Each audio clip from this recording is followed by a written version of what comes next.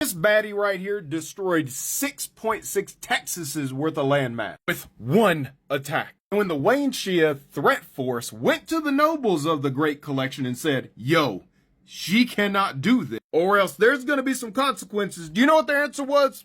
YOLO, we're going to do it anyway. When they went to her, as the defensive general of the Great Collection was like, yo, you probably shouldn't do this.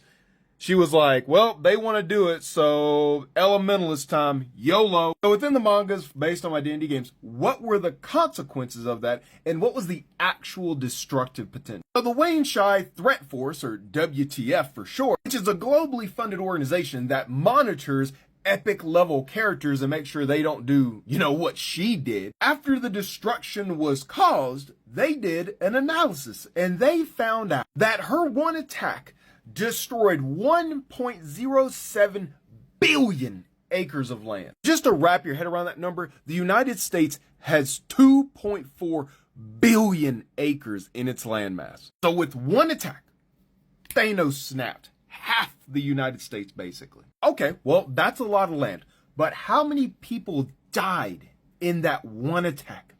183 million people. Okay, once again, big number. What is that comparative? That is 54% of the entire United States population. Russia, gone.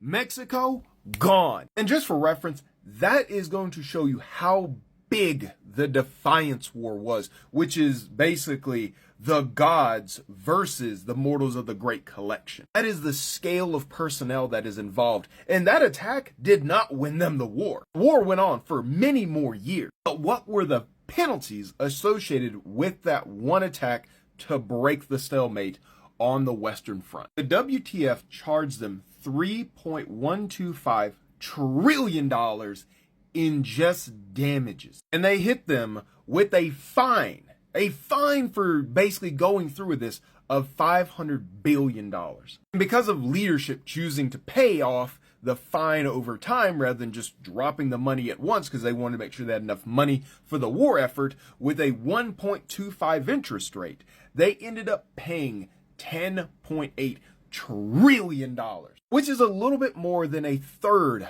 of the US's total GDP. And you know what the crazy thing about this lore is? The Great Collection technically still won the war. Granted, they had to sign a treaty, but they still got what they wanted. Do you think they should have been charged more for the land and lives lost? Well, let me know in the comments, and go check out my mangas based on my D&D game.